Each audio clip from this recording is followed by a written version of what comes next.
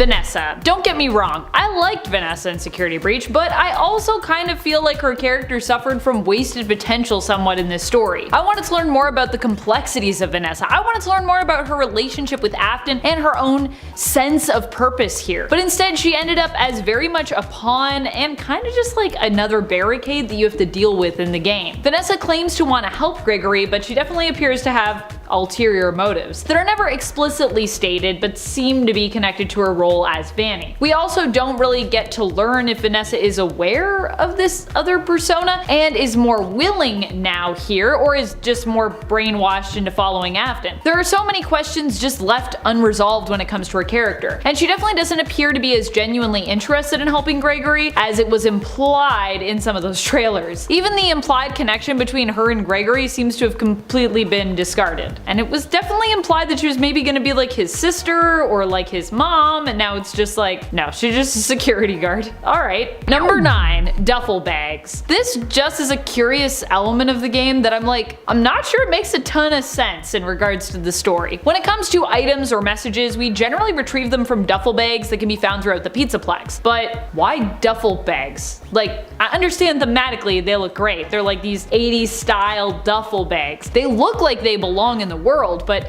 who's leaving them around, and why are there like messages and information and stuff inside them? Who's just putting notes in duffel bags and being like, I'll just leave that there? What is the narrative purpose of these duffel bags? As I said, they're cool. I mean, I definitely want to own one if they made them into merch. Also, if anyone is listening from Steel Wool and, you know, wants to make these into merch, I'll buy them. But I feel like the whole idea of what is inside them is just kind of random. Sort of the same with the music boxes, to be honest, that we find throughout and get prizes from and passes from, especially for carrying important things like passes. Like, why is that in a music box? But even then, I feel like those actually fit better than the duffel bags, narratively speaking. And friends, before we move on to this next spot, if you are loving this list and you want to talk about, you know, some more of the questionable choices in Security Breach, the mistakes if you will, be sure to let us know by giving this video a thumbs up. Also, I want to talk about some of the great stuff too, because there's a lot of great stuff in this game, so maybe if you thumbs it up, we can do the other part of it. Number 8, modern day. While setting Security Breach in the present day was a cool choice that I can totally respect, I'm not sure if it was like the right choice. After all, a lot of what is going on here just feels, I guess, a bit disconnected from the rest of, well, everything that has been established so far. That, and there is just so much left that we have yet to resolve when it comes to the past of Five Nights at Freddy's. There's decades of history that is murky and that we've never even got into, and setting this game in the present day has not yet seemed to help clean up or clarify anything that really came before. It's still a bit early when it comes to our deep dive into, you know, all the Easter eggs, the hidden elements, the clues that could relate to the lore and theories that we've already established before. But on the surface, this game being set in the modern day just made it feel a little bit more disconnected overall from the franchise, in my personal humble opinion. What do you think? Was this a mistake for you? Would you want a game set in the past, possibly like in the 80s? Or do you want to just keep moving forward when it comes to the timeline? And at 7, low power. With Freddy being our animatronic deterrent mech, it's pretty important that he keeps his charge so that when we need him, we can use him. However, one of the most shocking things is when he runs out of power. Earlier in that game, he is about to run out of power, or at least in my memory, he did run out of power, so he ejected us and then gets into a recharge station. This made me believe that if he runs out of power, he would just drop us on the floor. No, he doesn't.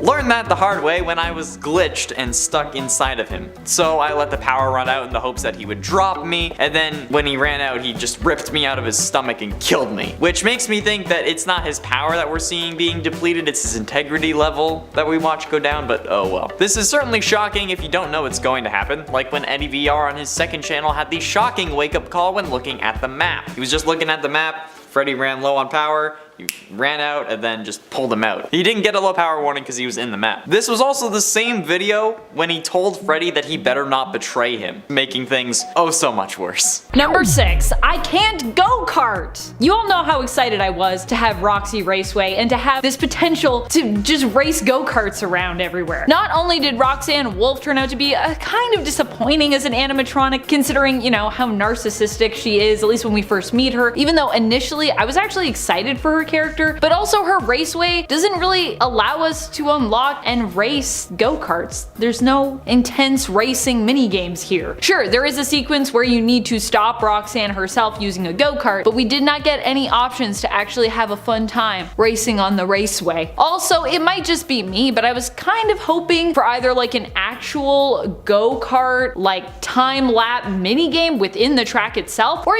some kind of Mario Kart FNAF amalgamation minigame that we could play as, I don't know, an arcade game in the Pizzaplex. Actually, I think there is one in Roxanne's room, but I've never tried to play that, so I don't know if that actually works. Does that work? I don't know. How sad. Instead, when it comes to any kind of racing in the game, it's all about the main objectives, defeating Roxy, capturing those eyes. And I'm for that too, but I also just kind of wanted to have fun and feel the wind in my hair, or at least, imagine the wind in my hair. Number 5, animatronic teleportation. Sometimes these animatronics seem kinda slow when you watch them move about, but then can also spring towards you quite suddenly. And at times, if you turn your back on them, it kind of feels like they could maybe teleport, or at least spawn to a place in-game that allows them to appear right behind you. That's how it feels anyways. It's pretty freaky how you can think you're getting away only to turn around and see Chica right behind you, ready to jump scare you. I also find it disturbing when you think you've hidden soon enough, but it turns out you're wrong and then you just get pulled out of your hiding spot and jump scared.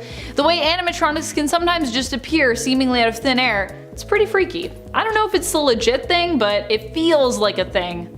I feel like they can teleport. Number 4, sidekick Vanny. Vanny was implied from everything we saw to be an ally of Afton's, and I mean she was, but I think there was a good number of fans, myself included, that were kind of hoping she'd ultimately be the one to take over for William, and that this game would kind of be like a passing of the torch, as MatPat has said before. That isn't really what we got here. Not only that, but as a sidekick character, Vanny just didn't really get to do that much. Sure, she was still the key to getting William to, return to life once more, but I feel like she had a lot more potential to be or become more of a mastermind herself and even become more powerful. Part of me thought that Afton would somehow imbue her with power or even maybe take over Vanny, giving him a new, more lively form as he's pretty much like a shambling corpse. Instead, it felt like we just got a lot of the same old same when it came to who our main villain was and how weird and kinda unclear his overall plot was here. Why does Afton even want to return to life, by the way? Getting close to the end into number 3, glitches. Now at the time of scripting, I've played around 7 hours of this game. I've been uploading the videos on my personal channel. However, in that 3rd hour I managed to break the game multiple times, and this was one of the scariest moments of the early game for me. So I'd like to share my experience with you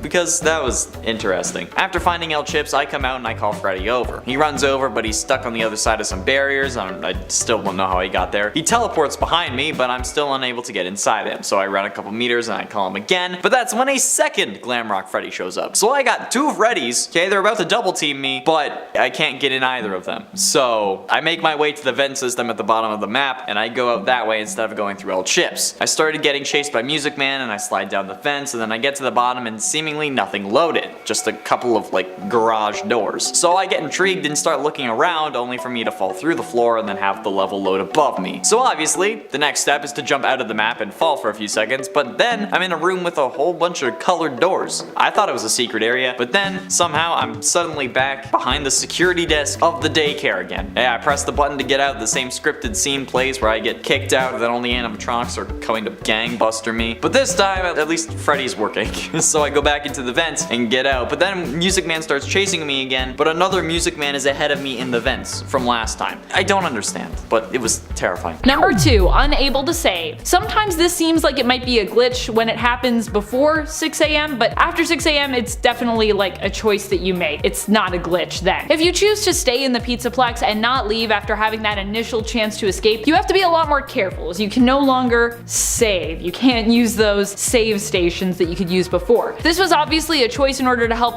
raise the stakes when it came to your death as Gregory in the game. Anytime you get caught or you seemingly die, you now have to start all the way back from the last checkpoint with no option of you getting to choose when to save your progress. For those who dislike having to run through segments of a game possibly on a loop when struggling, this is likely a nightmare. For gamers, however, who enjoy this kind of play style and maybe enjoy some sense of punishment, they like when it punishes them a bit, a game, this probably isn't that bad. Still, there are lots of people out there looking to get around this part of the game by exploiting glitches, so obviously there are enough people out there who are not a huge fan of this style of gameplay. So people are looking for ways to get around it, or simply they just find it annoying and they're like, this is fine, but not all the time because I'm gonna play this game a lot. Obviously we're all gonna play this game a lot because we're gonna be looking for like every little detail. Number 1, deleted scenes? I don't know why I said it like that, but are they deleted scenes? What happened? Based on what we saw in the trailers and teasers for Security Breach, a lot of the moments and scenes we were most hyped about there seem to have gotten the axe, which is really unfortunate considering, you know, those are some of the moments that we were most hyped for. I know I, for one, was eager to figure out why we were running from Vanessa when it seemed like she might be trying to help us. I was interested in learning more about the relationship between the split personalities of Vanny and Vanessa, and I wanted to know just what William Afton wanted and why did he want it and who was helping him. It sounded like there was multiple people, and how do we as Gregory fit into that? Instead, we got more of like a wrong place, wrong time scenario when it came to our story. At least that's how it appears on the surface. Number 10, vents. In general, the vents are just a scary place in pretty much any Freddy's world, or just in general. No one wants to climb an event. Not just because of the Music Man either in this game. The fact that one of the first things you have to do in Security Breach involves you crawling through a vent just immediately made me think, no, I do not want to go in that vent. But of course, much of this game requires you to crawl around in vents, because FNAF. And then there is Music Man in there, and then some vents are particularly creepier than others as well. So all around just lots of vents, none of them really a good time, as all of them help to trigger the PTSD that we all got from the vents in Sister Location. Number 9, laundry. The laundry area of the map is probably one of the most nerve-wracking areas. There are just so many bots around and so many opportunities for everything to go wrong, and for you to just be caught and be completely jump scared. Getting through the laundry area can also be tricky, as the exit is located between the laundry machines, as Markiplier learned during his first playthrough, which is pretty hilarious. He ended up actually being stuck in that area of the game for apparently more than 40 minutes looking for the exit. He retraced his steps and he tried everything until he kinda stumbled upon the exit while like intensely combing the area and falling into it just kinda by accident. And I cannot lie, if he hadn't been the one to get stuck there for so long and I hadn't been watching his playthrough first, I likely would have also had a similar problem, because yeah, it's kind of hard to see. So don't worry, Mark, you're not the only dum-dum out there, I'm right there with you. Put a dunce cap on me, I'm also a big dum-dum apparently. Also, that type of thing in a game happens to me all the time, and I'm like, what do I do here? What is the... Also controls in games. Well, just if I'm not playing with a controller. I like controllers. I don't like keyboards, unless it's League. Alright friends, before we move on to this next spot, if you are loving this list and you want to hear about even more scary moments from this game, goodness knows there are a lot more for us to talk about. Be sure to let us know by giving this video a thumbs up. Number 8, Glamrock Freddy. So on the part 1 for this list, Connor did talk about the low-powered Glamrock Freddy jump scare, which is pretty scary, but I'm talking more about Glamrock Freddy just in general as a character.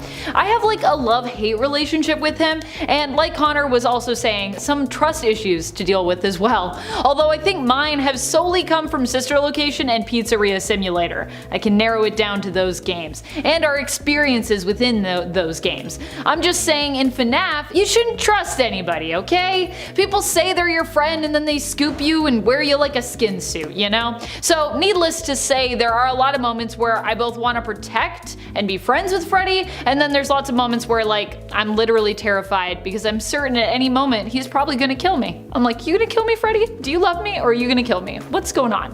And not just in the parts and service section either. Just watching him stare at me in elevators or constantly wave at me from afar or continuously open up his chest cavity offering for me to hop inside.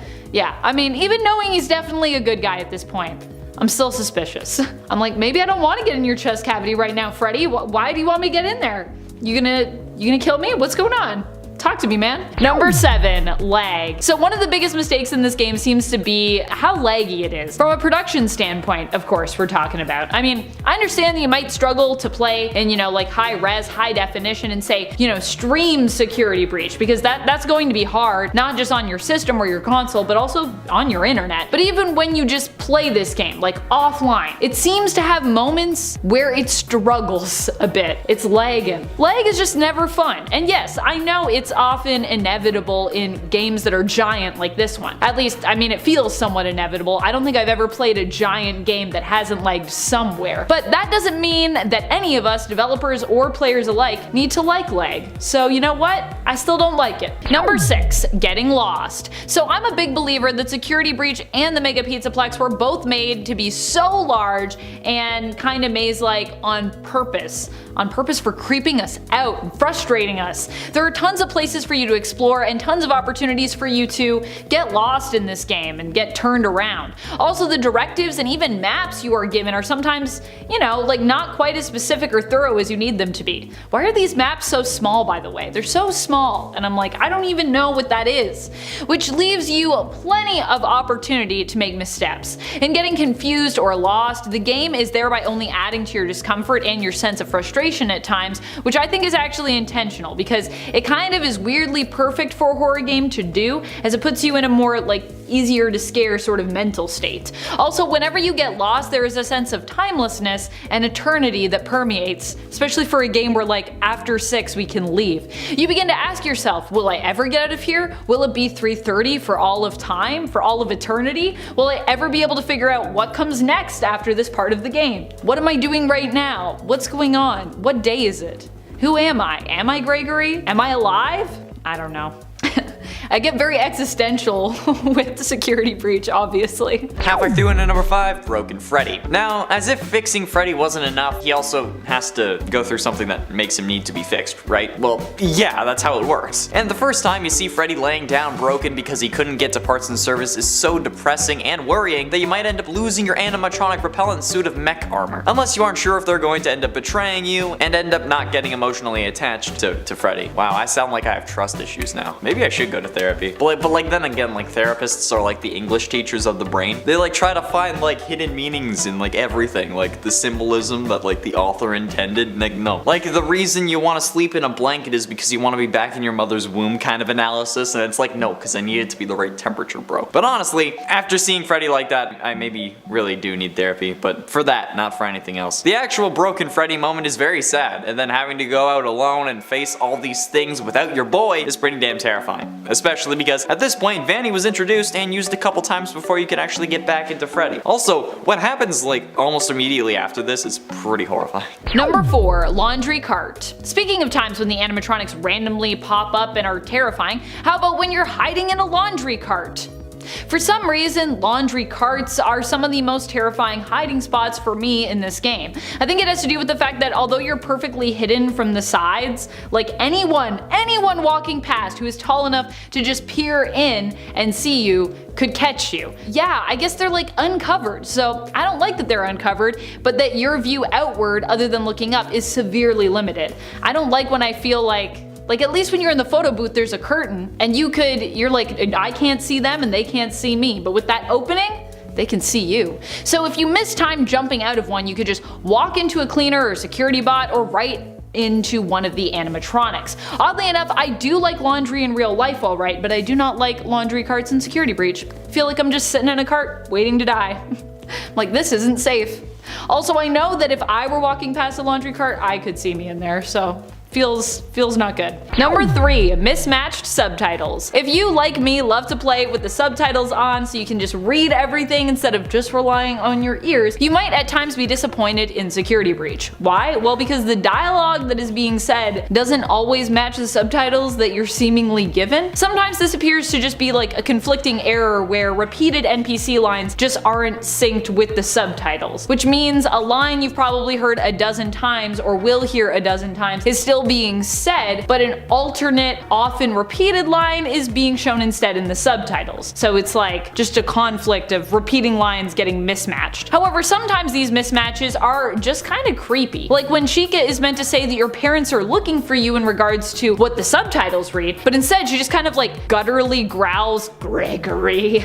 Wait a minute, Chica, I heard you. It's not what you said. Number 2, red light, green light. Connor talked about the endos in general on part 1 of this list, but I want to talk about the actual act of playing red light, green light with the endos. and in general. One of the most terrifying things for me playing this game has to be that whole red light green light section that you play with the endoskeletons, which also are maybe like medical endoskeletons. I didn't get a deep look at like all those posters that are on the doors, but they're all really creepy, and on one it seems like the robot pals can also maybe give you first aid or kill you, I guess. I don't know, are they running towards us to try to give us first aid but it just goes awry and that's why we get jump scared? Depending on the mode they're set to, I guess maybe they can do many things, who knows. I'm not gonna limit these endos, I'm not gonna put them in a box.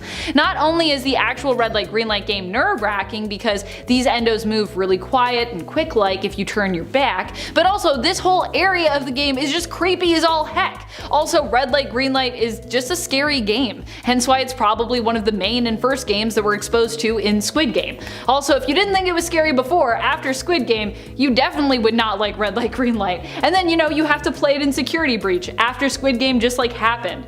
No thank you, I'm good. Number 1, Sleepy Time Candy. So this straight up freaked me out. Like, even just the concept of Sleepy Time Candy has to be one of the most haunting parts of this entire game. At the moment I saw an advertisement for this, it stayed with me forever. We are talking about Moondrop's Sleepy Time Candy. What exactly is Sleepy Time Candy? Like, it actually sounds like you're drugging people. Those groups of people likely include children because this is FNAF and this is the Mega Pizzaplex. Now granted, I do sometimes myself use Sleepy Time tea, which like anyone can drink, which just helps me relax and helps me get to sleep, and it's all herbal, so it could be, kind of like that. Or it could just be lavender flavored candies or something weird. But the fact that Moondrop is associated with it automatically makes it 1,000 times more disturbing. Although, as I said, the idea of it is already creepily problematic. What is Sleepy Time Candy? Is it normal candy? Is it normal? Does it do something to you? I don't know, I'm so curious about it. And it's an Music Man! Well, some of you may be thinking I'm referring to the giant Music Man spider that we see in the trailers, and I'm assuming later on in Security Breach that is not the case. In fact, I'm referring to the normal Music Man animatronic that just appears to chase you when you enter most of the vents in the game. Or at least like the longer vents that are meant to be one way. Like the one to the security office in El Chips, or the one way down to the maintenance area on the bottom floor. Like the two ways that you start to leave the game. But when you first encounter him, the game makes you turn around to see him drop off the ceiling and seemingly come out of nowhere, and then he starts chasing you. And Music Man was already creepy enough just standing behind me, but in this rugged, broken state, he's even worse. And then you learn why he's there. In one of the duffel bags that'll reveal additional lore and references, you can find a security report from Vanessa saying that Music Man cases have been broken, but without any sign of a break-in, indicating that it was someone with security access, which I'm still sure at this point is her. But the fact that Vanny released them into the vents, it kinda makes it extra creepy. And at 9, have a map. After gaining access to the main atrium of the Pizzaplex, which could happen in like the first 45 minutes if you're not an idiot like me and aren't speedrunning, because then it happens in like the first 5 or something. The bot that offers you a map as soon as you get out is firstly not there originally, and it just appears and then jump scares you, and the second can actively somehow pull you out of Freddy in order to give you the map. Like, I get it, it's an important part of the game, but come on. Plus, then after Freddy is taken, okay, another map bot shows up to give you an additional map for the security tunnels. But like, what the hell, man? That one came out of absolutely nowhere. Like, the first time Freddy kinda warns you about it, he's like, oh yeah, you can get a map on the 2nd floor. But this time, it's completely uncalled for, and it's actually terrifying, since it's very similar to the jump scare that causes us all to panic, because then the animatronics start spawning behind us after we get caught by a security guard. So, yeah, if I could go back and do the new animatronics list, the staff bots would be at number 1, but particularly the map bot. And at 8, parts and service. The parts and service section of this game did give me slight trauma when I first played it because of parts and service when I played FNAF VR on the channel, since it said to remove Bonnie's left eye and I kept grabbing my left, not Bonnie's. But this time it's much easier, but it being easier doesn't mean I can get it first try, because I am incompetent. I had to try like 3 times, because like the first time I clicked the wires and then it jump scared me. Then I did the wrong pattern because I was too focused on not clicking the wires, but I also have to admit the Headless Freddy jump scare is probably one of the coolest ones in this game. Like, it's not scary because he doesn't have a head, but the actual situation is very intense, especially since we just learned that there is no record of us in the security database, which should be impossible, which leads me to believe that someone, Vanny, wiped us out so that we won't be missed, or that we're a robot crying child, but I still haven't finished the game yet, so I don't know. But to me, this was still a very intense moment, and then you gotta do it like 3 more times if you want to upgrade Freddy. Number 7, the wet floor signs. This is probably one of the first jump scares I experienced in Security Breach. I love how both adorable and terrifying these wet floor signs seem to be, all at once. I love the horrifying sound that you get when you encounter one, their design, the way they follow you with their eyes, their lights, their eye lights. They're really just lights, but they look like eyes. Also, honestly, they remind me of Mickey Mouse in a way, with their I think they're speakers that are on top of their head. I just love how they zero in on you in a creepy way, like they're watching you for some kind of sinister purpose. Why are you watching me? Also, is it ever really wet where the floor signs are? I'm just wondering. I love that they're everywhere, but we've never seemed to slip once in this game. I guess while creeping us out, they also just make us super cautious and aware as Gregory. So good job, I guess, wet floor signs. None of us are slipping. Or they're just around to watch us and no floors are wet. It's all a conspiracy. And it's 6, Vanny's room. Now, the path I've taken in my first and current playthrough of Security Breach, since they're both the same playthrough, is going to Phaser Blast, or Phaser Quest, or whatever the laser tag one is, because I wanted to play laser tag. Also, it totally happened, and I flipped out. It was amazing. But on laser tag, or I guess at the end of laser tag, you can find a secret area through a vent that you have to go back through so Music Man isn't there. But the room you end up finding actually has Vanny in it along with her name on the wall, and it also has a secret Princess Quest machine. At least this time, it's Princess Quest 3. If you don't know, Princess Quest is a minigame present in the mobile version of Help Wanted, which is the way Glitch Trap gets incorporated into the mobile port. However, there's no number, it's just Princess Quest, so it's the first one. Now apparently there's 3 of them, plus, if Vanny saw you, you'd be dead, which just adds to the kind of scare factor. And what adds to the mystery is that you can find a lore bag in Bonnie Bowl that tells you about a Princess Quest 1 machine hidden somewhere in the building. I'm guessing the actual Fazcade room. But since Princess Quest 1 and 3 are here, I'm assuming that there's also a Princess Quest 2, which I think reveals not only more lore, but potentially another ending. Since Vanny is sleeping next to one of the machines, it makes it seem kind of important. And the lore is the scariest thing out of everything in this series. Number 5, crashes. As with many new games as well, Security Breach is not immune to crashing or giving you just a completely black screen. However, as much as this is a glitch or error in Security Breach, it's also a pretty common error for you to encounter with new games in general. So it's no surprise that tons of people have reported this being an issue or a glitch. One of the more problematic spots for this on PC seems to be when you move into the daycare area, and happens as a result of possibly GPU issues and certain things just not being fully up to date in your system. Don't worry though, a lot of these frustrating, scary crashes already have a whole articles dedicated to helping you move past them and fix them. In it for trash compactor. Now, after figuring out what I needed to do, destroying my main Chica was the first thing I did. I already blew her back out, so I might as well finish the job, right? Well, let me tell you that it was still a very intense scene. Firstly, I thought that you would have to actually lure her into the trash compactor instead of just pushing a button when she's not close and starting a cutscene. So I was trying to actually lure her into it after placing the Monty stuff because she wasn't trying to eat it. So I was stunning her and having her chase me, and that was terrifying doing that. But then the cutscene that plays when you actually stop being a moron is even scarier, since this is the scene that we had in the trailer where it looks like a giant pillar fell on her, but no, you're actually crushing her in a trash compactor. And you, as a 6-year-old or a 10-year-old or however the old Gregory is, are able to kick off her beak, and then she gets crushed again. But when she gets sucked into the actual trash chute, she pulls you with her, which is really horrifying, especially for me, someone who's afraid of trash, which is why I don't watch. Yeah, I'm not gonna finish that sentence. That's currently where I ended my last stream, but the day before this goes live, I'm streaming FNAF again on my Twitch, so I guess I'll be past that when this comes out, but oh well. At this point, I don't know what happens after that, but I'm sure it will be even more terrifying. Number 3, control room. The whole control room segment is pretty terrifying, especially as it feels a lot like classic Five Nights at Freddy's, which we already know is terrifying because we've experienced it.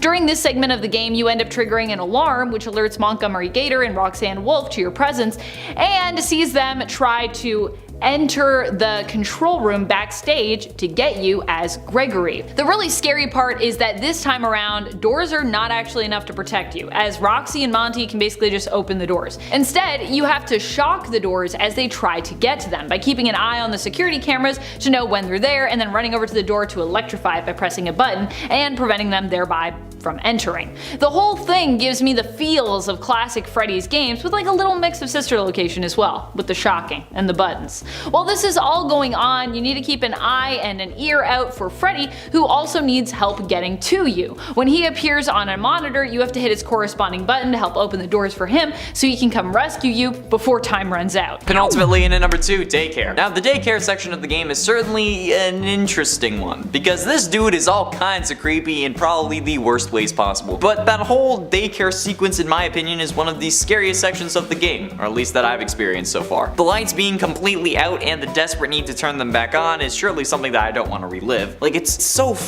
creepy, and I don't know how else to describe it. It's absolute pure terror. The fact that this is a children's caretaker that is literally killing me because I'm up past my bedtime is one of the most horrific concepts I think I've seen, like, in practice. Like, who the absolute living hell thought this would be a good idea? And not only that, but also, like, it's like in the first part of the game. This is before you even get to the main atrium of the Pizzaplex. Plus, there's like a flashlight battery upgrade that you can get that I totally missed because it's in like some hidden area at the back, and I'm still mad about that. I don't really use my flashlight anyway, and I recharge it basically every time I can. But this guy is like the next Afton, okay? He's hella creepy, and he legit reminds me of my uncle.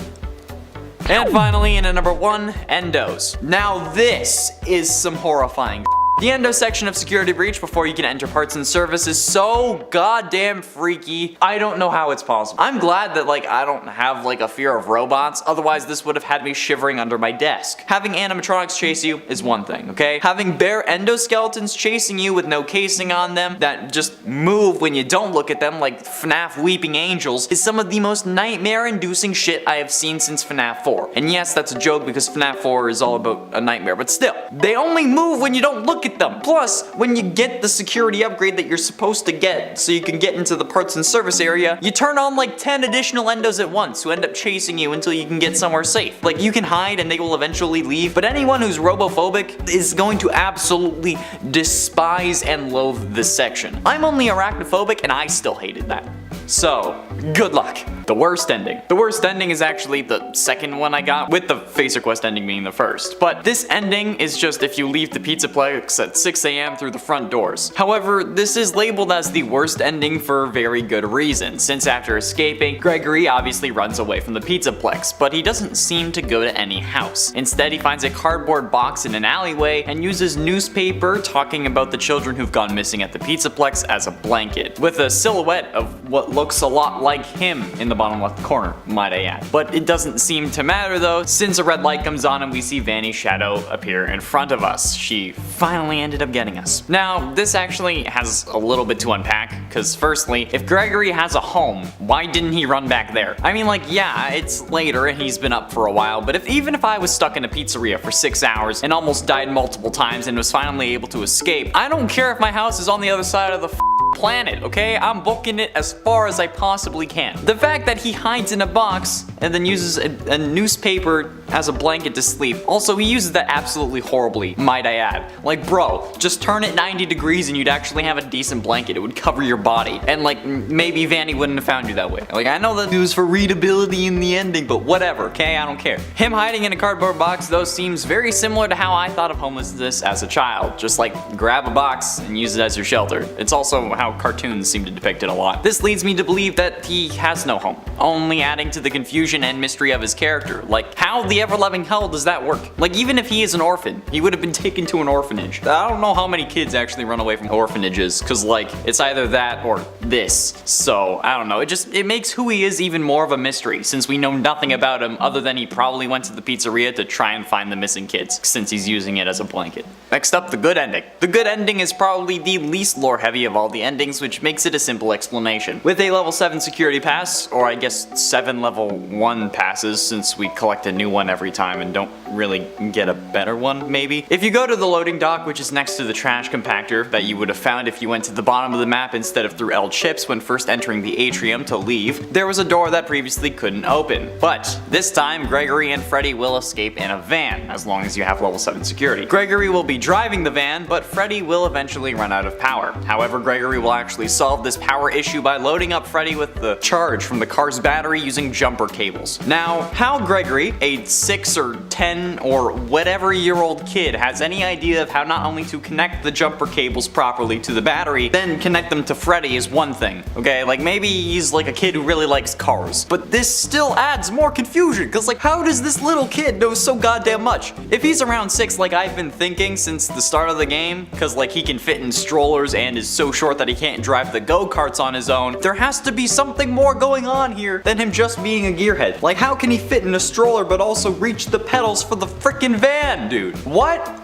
Next, Princess Quest. This is probably my favorite ending in the whole game because it's something that I was cluing into before I read anything about the other endings to the game, which I only did once I actually beat it because I wanted to make videos like this. Princess Quest ending has to be set up for a decent amount of time before you actually finish the game, since the player needs to locate and beat all 3 Princess Quest arcade machines. The third one is in Vanny's room above Phaser Blast. The second is where you find Music Man Spider, or DJ Music Man for those who aren't cool like I am. And the final is in Roxy's Raceway, in like the beauty salon thing, which I didn't actually check because I didn't think that that would be a thing. Now, you have to beat Phaser Quest to be able to get this ending because you need to discover the room that has the third game in it. So you need to find Vanny's room, and this is what triggers the Phaser Quest ending. And as I was thinking, you need to beat the first game, and then beat the second game, and then choose the Vanny ending and play the third one. This will result in the player actually saving Vanessa, and thus finding Vanny's mask on the floor. How did that save Vanessa, you ask? Like all we did was beat arcade games? Well, it's actually fairly simple. Help Wanted. If you've seen any of the videos where I discuss the endings of Help Wanted and then how we complete the puzzle and like the final battle and we get locked behind the door, you'll know that I said that us doing that puzzle thing was just to distract us so that William had more of an opportunity to shut us away on our own mind. And seemingly he does that. And Princess Quest actually proves me right, since at the end of Princess Quest 3 you open a giant door with a large keyhole surrounded by glitching cracks. And in Help Wanted, we get sealed behind a door with a large keyhole along with cracks and handprints. This with the obvious connection via Princess Quest to Help Wanted because it was ported into the flat mobile port of the game because they couldn't actually include Glitch Trap due to size limitations because you know it's a phone game. So us opening that door is releasing the player from Help Wanted, who now is confirmed to be Vanessa, from the wall that Afton set up. Since after this door opens, we see her mask on the floor and even sit on a hill with Vanessa and Freddy's head in the final shot of that ending, which is similar to the final shot of the canon ending. This is truly the best ending, but it's unfortunately not the canon one. Next up, Phaser Quest. While having this ending unlocked is required for the Princess Quest ending, that's because you need to access the Princess Quest minigame. But without playing the other two, you can't play the third. So this ending actually ends up killing Vanny. Since without the game, you have to make your way up to her room and hit the button that turns the animatronics against her. And since she has just had them disassemble Freddy, we as Gregory tell the animatronics to disassemble her, which results in the first killing to be committed by an actual kid in this game series, because they literally tear her to shreds. We don't see her corpse, which leads me to think that maybe it would have been too gory or because it would have been revealed that Vanny was an animatronic, but I don't think that it would have been the latter. I think that it just would have been too gory, because like Freddy is absolutely destroyed when you see that. That would have been not pretty. But more on that other idea later, because there's another ending that indicates that there's more going on here than you realize. Get it? Because that's what Vanny says in the trailer. Next, the Springtrap ending. The Springtrap ending, or the canon ending, or true ending, whatever you want to call it, is unlocked, as I figured it was going to be, by finding the secret elevator and the secret section in Roxy's Raceway. It's down the stairs next to where you find the test driver head. Instead of actually getting the head, you just go to the left and go down the stairs. This requires your Freddy to have the Monty Claws, however, so this is potentially unlockable right after installing them, since that's when you're given the mission to go to Roxy's Raceway. You can also do this if you choose to stay after completing the game, however that will result in you having to deal with Monty's boss battle in one go without saving, since save states are disabled after you could have escaped, so it's less likely that that's gonna happen. After making your way into Burn Trap's area though, Freddy will be taken over by Springtrap using code, or at least he starts to try to take over him, and it's up to Gregory to defeat him by using 3 monitors, and you gotta press the buttons to burn him. The player will also need to avoid the animatronic enemies that are coming for Gregory and use the doors to temporarily lock them out. When Springtrap is finally burned though, the Blob, which was the tentacle monster from the very first Freddy and Friends cartoon, will attack him, making sure that he doesn't get free. Freddy and Gregory will be shown escaping and sitting on a hill together, and I think my original theory about this was right. This tentacle monster was never revealed or never had anything else that had to do with them, but after this game, the final Fazbear Frights book would have originally released, so it would have been after this, but due to delays, the game came out after the final books were released that showed us what the tentacle monster would have been about, and it's how it's in fact Baby, or I guess Elizabeth Afton, who stopped her father but probably will be the one controlling Vanny now, since in the canon ending, Vanny doesn't actually die, and I think that that's worth noting. And finally, the rooftop ending. The rooftop ending is unlocked by exiting the Pizzaplex through the prize counter and clicking leave. This will prompt Freddy to burn the place to the ground and for the two of you to escape onto the roof. I don't know what Freddy's original plan was, because like I don't think he would fit on the fire escape. Maybe he would just jump down and then you'd take the fire escape. But when Gregory gets to the roof, Vanny is seemingly there waiting for us, somehow. She grabs us, but Freddy, with his new eyes, actually sees Vanny now and jumps with her off of the roof, causing them both to fall. They both seemingly die, or I guess Vanny dies and Freddy is just inoperational, and we take off Vanny's mask, revealing Vanessa behind it. We look confused and the comic ends. However, before actually ending and showing us the final news clipping, another couple panels are shown, with Vanessa standing up on the rooftop looking down at what just happened. This is probably one of the most confusing endings since it shows us that there are apparently 2 Vanessas, and while we seemingly knew about the whole like double life thing, we hadn't exactly seen the 2 characters in the same room again, so we thought that there was only one of them. And in the Princess Quest ending, we seemingly save Vanny, so what the hell is going on here? The simplest answer has us sounding like a middle school English teacher, with symbolism being always an option in this series. And with Scott, I think that this is probably the right place to talk symbolism, because it's FNAF. Unlike Shakespeare though, he didn't mean anything. Now, this is probably not actually 2 Vanessas. It could just simply be Vanessa's soul looking down at her body. We know that souls are actually a thing in this universe thanks to FNAF 3's cutscenes where Purple Guy gets spring-trapped. Those souls had physical forms that caused him to freak out. This could just be Vanessa regretting all the things she did as Vanny, even if it was unwilling. This could also just be more than that as well, where there could legitimately be 2 different Vanessas, with one either being a robot or from another universe, since we have the whole Fazbear Fanverse initiative, and the multiple endings indicates that there are multiple universes already, or they could just be twins, but I think it would be more cool if Vanny is a robot. Like, I hated this theory in the early days, mostly because people were treating it as fact. However, in the previously discussed canon or Springtrap ending, we did have to fight off Springtrap, but we have to do it as Gregory since, like I said, he takes control over Freddy, but why didn't he take control over us? This man, more than anyone, should know that you always gotta get rid of the kids, because they're always gonna be the ones to screw you. So like, why didn't he just like take control of Freddy and like keep us inside, or take control of both of us if he could? I mean, he had Roxy under his control in that same scene, right? So we know that he can control multiple things, and I think it's probably because no matter what, he can only possess robotic beings. Combine this seemingly obvious limit with the fact that Vanny doesn't start bleeding after hitting the ground, and you have some solid evidence, but I'm sure that it was just her soul looking back at what she did, fire surrounding her so that she actually makes sure she dies, because you know, Remnant can only be killed by fire.